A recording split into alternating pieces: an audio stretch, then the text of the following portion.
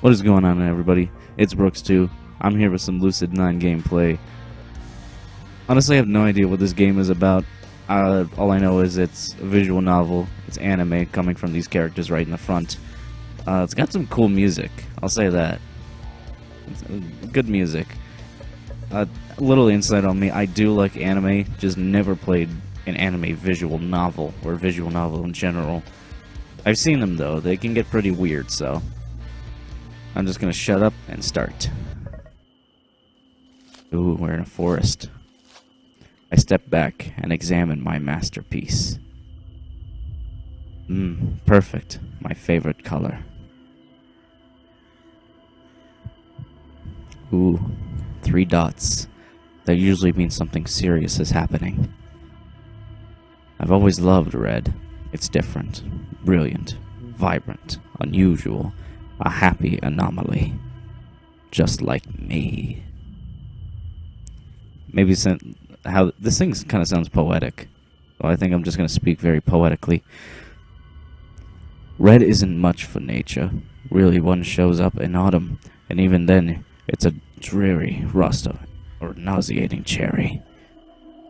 And we just can't have that. Not when it deserves so much more. A whispering breeze filters through my thoughts, brushing against my skin with icy fingers. I allow myself a moment to pause, to relish, to admire, to welcome the fresh scent of freedom. This is what I live for. When I open my eyes, I spot a frail leaf dancing upon the backbone of the passing wind, affiliating the world with its appalling shade of asparagus. Okay, I plucked it from its branch with the edges of my stained fingers. Or fingernails. Disgusting. How anyone could enjoy this color eludes me. A soft groan redirects my attention to my waiting masterpiece. It's lovely, really. Spread across the ground, face contorted with fear, twitching, cold fingers clutching at empty air. Not my best work, unfortunately. The canvas died much quicker than I had originally expected, even when I tried to carve a bit slower. Well, no matter. Today, it shall be a palette for my paint. I make quick work of my new palette's chest, ignoring the twitching of post-mortem reflexes from its mutilated kneecaps. That does not sound good. The sweet color of red, true crimson, pure scarlet, slinks down its pallid abdomen, licking at the bosom, or blossoming turf below. I don't know why I read that as bosom. I dip my fingers into the settling pool of blood. It's warm, sticky, like syrup, or settling gelatin. The sweet scent wafts to my nostrils. It smells of iron, of rust, of all things sharp and beautiful. Now, a new canvas. I check my surroundings, evaluating the surfaces and textures and sizes and shapes of every object in sight. None are quite so satisfactory as human skin, with its elasticity, its porous absorption, its innately warm tint. But a subtle is required. Substitute. God. I'm just going to say this now. Reading is not my forte sometimes, so I'm going to mess up a lot in this playthrough of this game. So a substitute I must find. Presently, I realize that I'm still holding that eyesore of a leaf in my hand. Well, I suppose it will have to do. In one bold, fluid stroke, I swipe my paint across the leaf, the very essence of Van Gogh himself. Ah yes, dear Vincent. The man cut off his own ear to send a message when words just didn't suffice. I always admire his style. I take a moment to appreciate the leaf's newfound radiance before searching for a proper display. Something like this deserves to be exhibited. I hang my canvas back on its branch. That's better. If only there was more of this color in the world. The unexpected interlude of my phone drives me out of my thoughts. The irritating thing just loves to ruin the climax. Yes. Is it done? You're always in such a rush. Well, yes, it's done. I was having a moment. There's more where that came from. You interrupted me. You're the one who wanted to know when it was finished. A thrill leaps through my veins as my lips pull into a tenuous smile. Well, is it? Same thing, same place as usual. You know the drill. I nearly clap my hands, but master myself for one final word. Understood. I cut the transmission and eagerly withdraw a small bottle from within my jacket. Only one pill left, but no matter. I'll be getting more soon enough. I pop the final capsule into my mouth, puncturing its skin with my teeth and rolling the bitter gel over my tongue. Now this is life. As a wave of euphoria sweeps through me, I turn from my handiwork, strolling out of the meadow. Today's fun is over, but tomorrow will hold just as many pleasures. Ma? Oh god, Japanese names, I don't know. I'm gonna butcher these and all. Yama Ishimoto? I think that's the best I can do that. Huh? I'm guessing it's a dude. I sluggishly pull my head upward, fixing my eyes on the woman at the front of the classroom. Are you even listening? I hid an instinctive smirk. Technically, no. I've always found napping more appealing than relearning history that's been drilled into me since age 6. Not that I can actually say that. In all honesty, this teacher doesn't deserve that kind of college response. Yes, ma'am. Perfect. Summarize the whole section we've been reviewing. Oh man, I hate when teachers do that. Like, sometimes you just don't pay attention at one point and they just like say, okay, say exactly what I said. It's like, I can't do that. I glanced at the touchscreen board. Touchscreen board, we need some of those in schools nowadays. Mounted behind the teacher, quickly skimming over the graphics and typography hovering on its surface.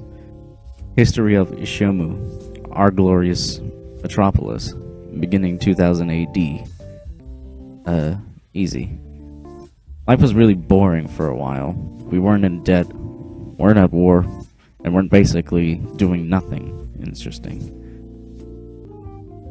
The teacher's lips push into a thin line as the classroom erupts into snickers. I feel the slightest tinge of regret and rein in my sarcasm. Then in 2007, America entered a debt crisis that caused a worldwide financial crash. Japan was one of the countries most affected by this.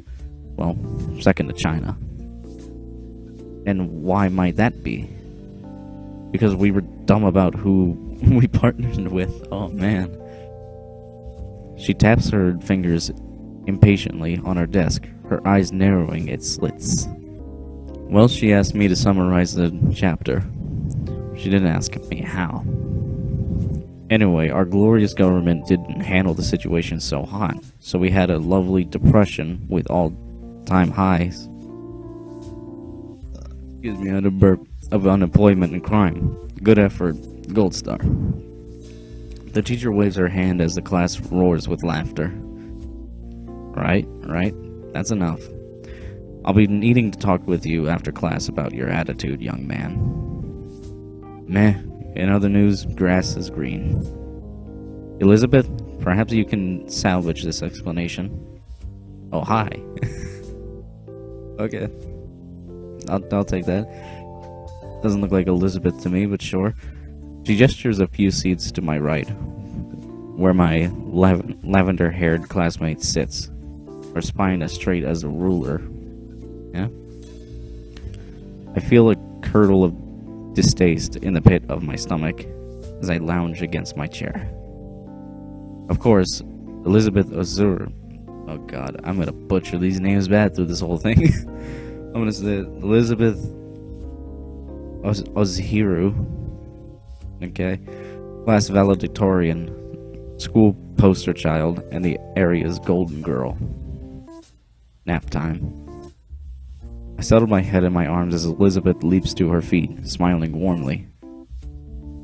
And for those wondering, I'm not gonna do no girl voices. I'm just gonna be me in this thing, just very calm, almost like my Emily is Away playthrough. Okay. Certainly, during this time, Japan fell into crisis. Public demonstrations, often violent, occurred almost every day. Furthermore, political scandals regarding the national government kept spreading. The teacher relaxes at Elizabeth's textbook recitation. God, this. She even shoots a quick glare in my direction as if to say, see, why can't you be like Elizabeth? Because screw you, that's why. Eventually, local political powers became more effective than the centralized administration, hence why Izuma operates as smoothly as it does. Yes, thanks to the mayor's efforts. Perfectly done, Elizabeth. Elizabeth smiles primly and settles back into her seat, fixing her eyes on me with challenging disapproval. Okay, well, screw you, too. I only shrug my shoulders, sending her an easy smirk. Oh, beautiful and brainy. She might be worthy enough to make my list. Oh, hey. I'd guess it was a dude or something like that. I glanced to my left just in time to catch another classmate. Yahiko Ikari. Well, that was actually pretty easy. Winking conspicuously at Elizabeth. She clearly ignores him. Sorry, I had to get my bearings there again. Reading is not easy. Well, that's Yahiko for you.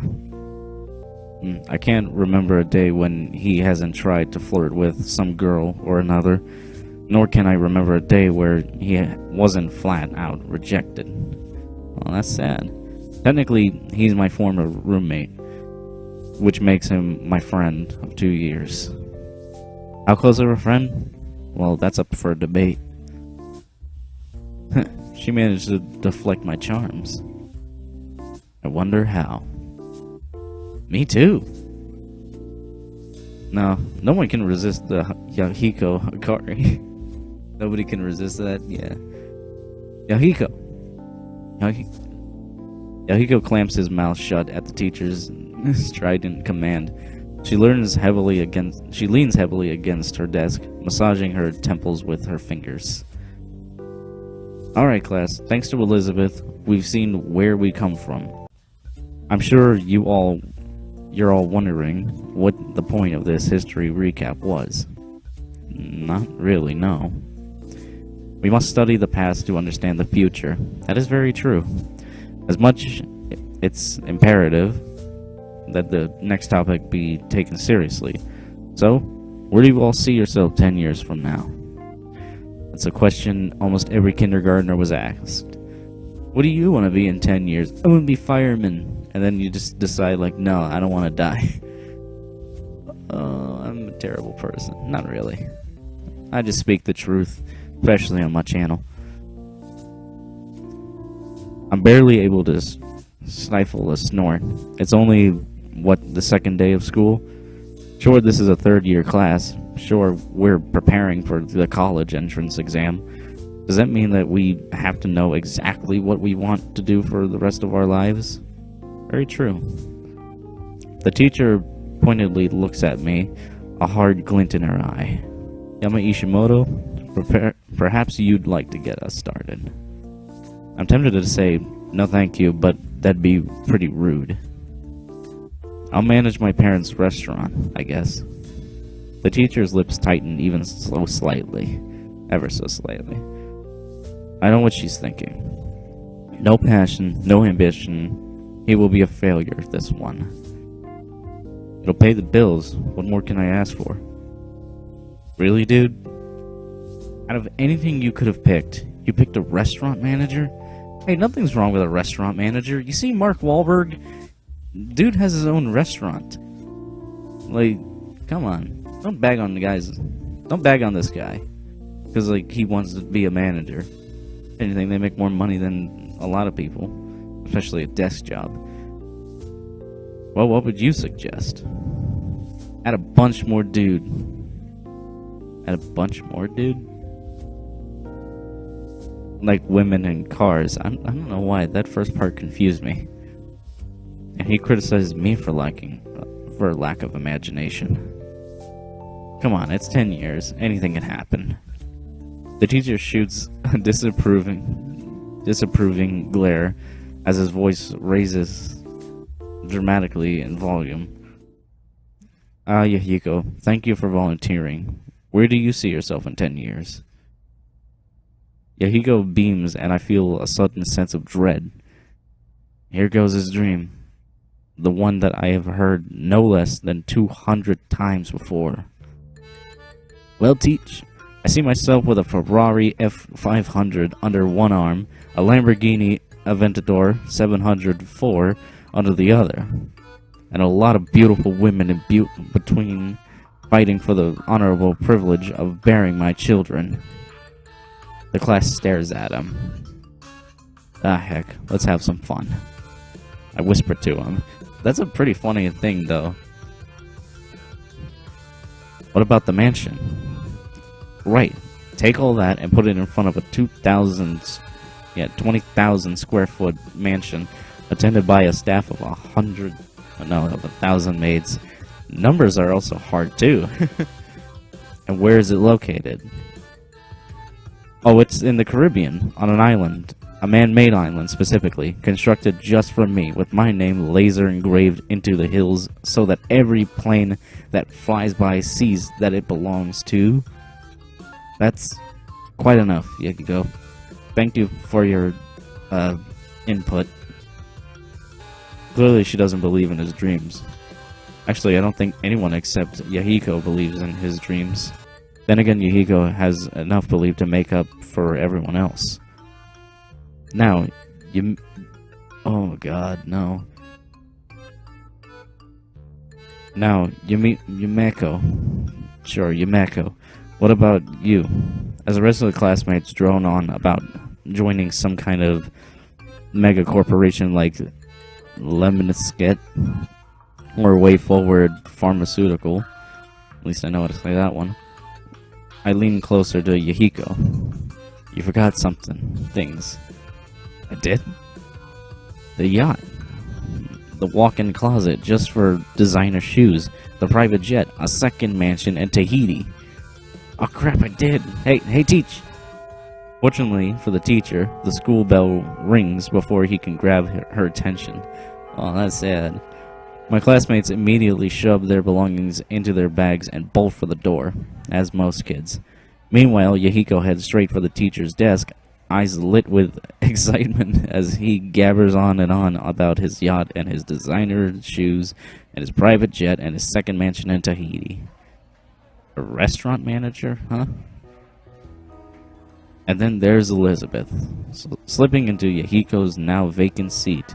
She shifts her backpack's weight to the desk and raises a patronizing eyebrow at me. Doesn't look like it here. Well, sorry for being realistic, Miss CEO of a mega corporation. Sorry that I actually have ambition, Mr. Manager of the family restaurant. Oh wow, shot that right back. What? Should I have talked about having a mansion and cars and maids on my personal island? You didn't even shoot for a restaurant not owned by your parents. They'll kick the bucket one day. I might as well be the one who takes over. Have some respect, would you? I snicker at that. Respect? Me? I flash her a bright, overly friendly smile. Yeah, she's not. Look at that. That is not overly friendly. See you around, Lizzie. She fumes, but forces herself to take a deep breath until her expression stills. Unfortunately. That was a pretty nice comeback. I'll get her that much. Beth, still up for lunch? Oh, hi. The student slides through the door with a warm smile and a wave. I recognize her as a girl who's always with Elizabeth. Don't know much about her. In the blink of an eye, Elizabeth's face softens into a friendly grin. Wow. I'll be right there. Yep, just in case it wasn't clear enough. Her hate is directly exclusively at me. She's the queen of angels to everyone else. Particularly this girl, who I'd guess is the closest thing she has to a friend. Well, Ishimoto, it's been a pleasure. I bet it has. She lifts her chin and I love his face. She lifts her chin and stiffly walks out of the room, nearly bumping into a startled Yahiko on the way out, as a train of second years, probably her groupies, pull her away. Yahiko slips next to me. Why does she talk to you? Not me, the great Yahiko Akari. Maybe because there's a limit to how many brain cells she's willing to sacrifice for a conversation. Beats me. She's been doing that for a while. Really? We were in the same class last year. Really? I'm not surprised that he just learned about this. Then again, to be fair, I don't talk to Yahiko much about my personal life. Yeah, something like that. It's not important. Yahiko evaluates me for a second with an unusual stoic expression, but quickly shakes it off, his face melting into a grin. So, what do you think about my dream earlier? So, this again. On second thought, maybe we should keep talking about Elizabeth. Same as the other 200 times you've told me. It hasn't been 200... Has it really? 203, to be exact. Huh. So that means you think it's amazing, right? Totally. I think it's the best dream in history, and it's so original and realistic. Thanks, dude. But I don't think you're aiming high enough. Huh? What should I add? Aim for the moon. He gasps as if it's the best idea ever. The poor soul. Forget Tahiti, a mansion on the moon. You'd be the first. And probably the last. Just think about the possibilities. No one's ever set foot on the moon. Imagine how famous I'll be if I build a mansion there. Wait, really? Do they not know that we've set foot on the moon before? In fact, several times. I wonder if my guy will bring it up. No one's ever set foot. Really? Seriously? Yeah, even my character, he knows that, like, this dude's an idiot because people have set foot before. Either I stepped into the conversation at the wrong time, or someone just came up with a really stupid idea. Oh, no. Enter Ryu Hayata, my friend of 10 years. 10 years? Man. Technically, she's a grade lower than me, but that doesn't stop us from hanging out. She stuck with me through thick and thin. She probably knows me better than I know myself. Beside her stands Masato Kuragani. Man, butchering these names so well. Hardly in both build and personality. If I had to describe him in one word, I'd use fire. Easily antagonized, hard to put out, and blazes every obstacle out of his way. He kind of does look like it. I mean, fire. He's all red. Afternoon, little daisies. What's going on? I'm gonna build a vacation home on the moon. Somehow I can't say I'm surprised. I know, right? I'm brilliant. Think of the first man on the moon and the first man to build a mansion on it. You're so bright, you're blinding me. What have you been telling him? That a giant leap for him is a small step for mankind. Ha! She has to think about that for a moment, but I'm rewarded with a smirk. Clever. Very. I know. Look, if you kids are done yapping, Yama and I gotta head to track. But I didn't think Yama was joining again this year. Of course he is. This is news to me. It doesn't seem like a good idea, considering he only went to one practice last year and ditched the rest. Well, he ain't ditching this year. Ain't that right, man? Very serious. Well, now that you mention it, what's that? You guys didn't even win last year, Masato. No need to make a big deal.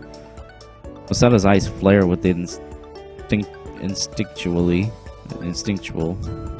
need to prove the worthiness of track. This is good for my reading skills. We're winning this year. I got a secret weapon. Really? Masato lights up at Ryu's apparent interest. See, we lost last year because we didn't have good names. This year, I got a great one. And you know what I'm gonna do? We're gonna end it off there. Oh god. I think we'll leave to the secret weapon next episode. So far, this game is actually pretty fun. Just a lot of reading, and I know it's gonna be apparent. Oh man. Not only like bad reading skills on my part, but also butchering these names. It's gonna be great, but I hope you guys enjoyed that. I so far am, especially that beginning part. That was pretty weird, and I want to know. And yeah. So if you guys enjoyed it, give it a like, a subscribe, go and share your friends, show your anime loving friends or whatever. I don't know. It just depends on all that. I decided to do this because why not? And also because like my friend just won't stop pestering me about this. I mean, I'm not being forced to. I'm willingly doing this. It's just whatever makes my friend happy and stuff like that. Blah blah blah. But as always, I will see you in the next video. Peace. Okay, peace.